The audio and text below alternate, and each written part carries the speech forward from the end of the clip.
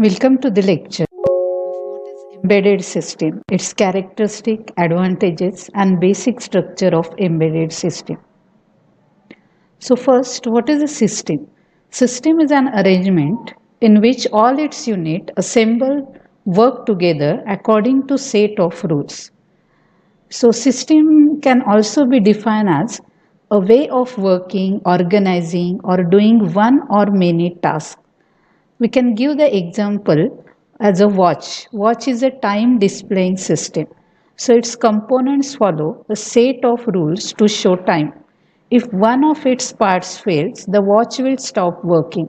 So we can say in a system, all its subcomponents depends on each other. So what is embedded system? So as its name suggests, embedded means something that is attached to another thing. So embedded system can be thought of as a computer hardware system having software embedded in it. The embedded system can be independent system or it can be a part of large system. Embedded system is a microprocessor or microcontroller based system which is designed to perform a specific task.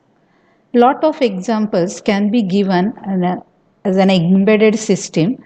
So like a fire alarm which is designed for one dedicated application, then digital camera which is again designed for dedicated application to capture the image and to display it. The printer which is again designed for a dedicated application as a printing of job, then washing machine. So lot of examples we can give as an embedded system. So here the applications of embedded systems are shown. In each and every area, the embedded system is used. The few applications are listed here like automotive electronics, aircraft electronics, railway, telecommunication, medical systems, military application, authentication circuit, consumer electronics, fabrication equipment, smart buildings, robotics. So everywhere we are using embedded system. So it is just a system using microcontroller or microprocessor which is developed for some dedicated application. What are the components of embedded system? So mainly there are three components of embedded system. First is hardware, second is application software, and third component is real-time operating system, that is RTOS. The RTOS supervises the application software and provide mechanism to let the processor run a process as per the scheduling. RTOS defines the way the system works. It sets the rule during the execution of application program. So in large scale embedded system, the RTOS can be a part, but for small scale embedded system, no need to use the RTOS. Without RTOS, using software and hardware, the small scale embedded systems can be developed.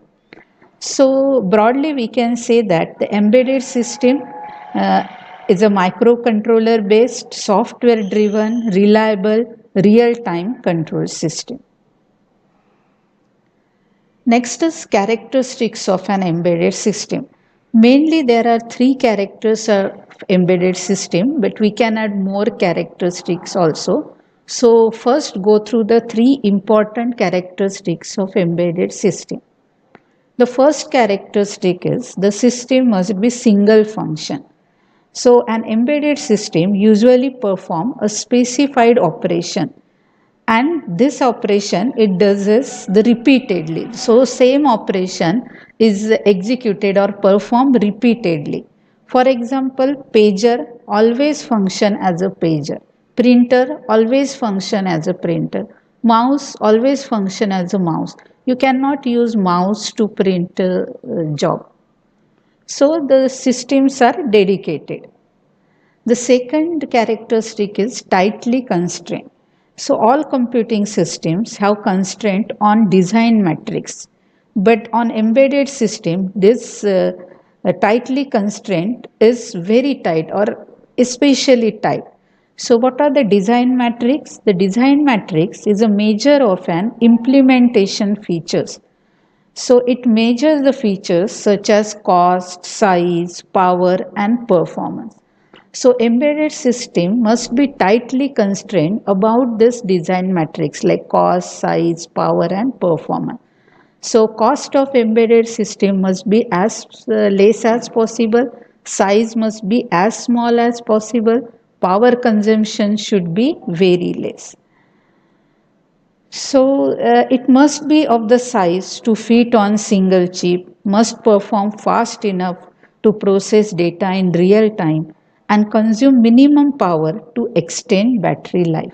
So these are the constraints on embedded system. The third characteristic of embedded system is it should be reactive and real time. Now what does reactive and real time means? Many embedded systems must continuously react to changes in the system's environment and must compute certain results in real time without any delay. Consider an example of car cruise controller. It continuously monitors and reacts to speed and brake sensor. So it is continuously monitoring the environment and reacting to environment within any delay. So it must compute acceleration or deceleration repeatedly within a limited time. A delayed computation can result in failure to control the car. So embedded system must be reactive and real time. These are the three main characteristics of embedded system, but we can add two more characteristics. Like the embedded system should be microprocessor or microcontroller based. So it must have microprocessor or microcontroller for controlling application.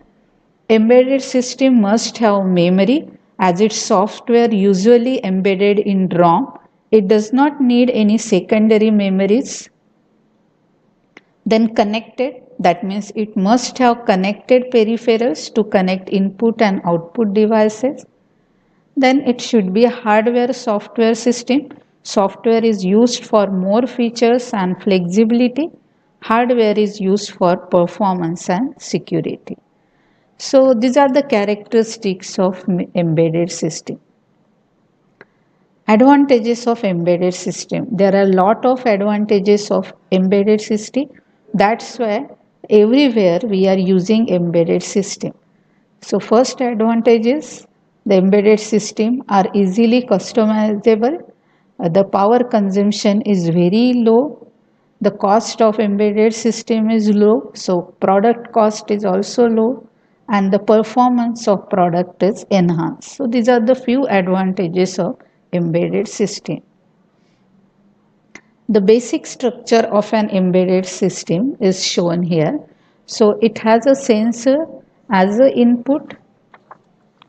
So it measures the physical quantity and converts it into electrical signal which can be read by an observer or by any electronic instruments like A to D converter. The sensor stored the major quantity to the memory. So that's why here it is shown memory is connected to sensor. So it senses the environment parameter and these parameters are given to A to D converter. Analog to digital converter converts this analog signal given by the sensor into digital signal. So generally the output of most of the sensor is in analog form, and when we want to use a microprocessor or microcontroller, we need a data in digital form. So we need A to D converter which converts its analog input into digital, and that is given to processor or ASICs. That is application specific integrated circuit. So this processor processes the data to measure the output and stored it to the memory. So everywhere we need a memory. After processing on this data, this digital data can be given to D2A converter. So digital to analog converter converts this digital data and gives the output as an analog signal. This analog signal is connected to the actuator. The actuator compares the output given by D2E converter to the actual output stored in it and stores the approved output. It can store the output, or output can be given to the actuator devices like motor, display, like that. So this is just the basic structure of embedded system. Now future trends in embedded system.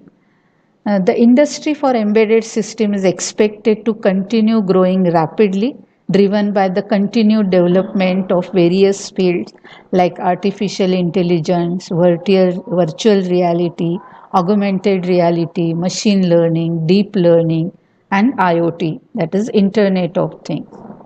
The cognitive embedded system will be at the heart of such a trends as reduced energy consumption, improved security for embedded devices, cloud connectivity and mesh networking, deep learning applications, and visualization tools with real-time data. The global market for embedded system industry was valued at $68.9 million in 2017, and it is expected to rise to $105.7 billion by the end of 2025. So, you are learning a PIC microcontroller, which is used in embedded system as a microcontroller for processing data. So thank you for watching this video.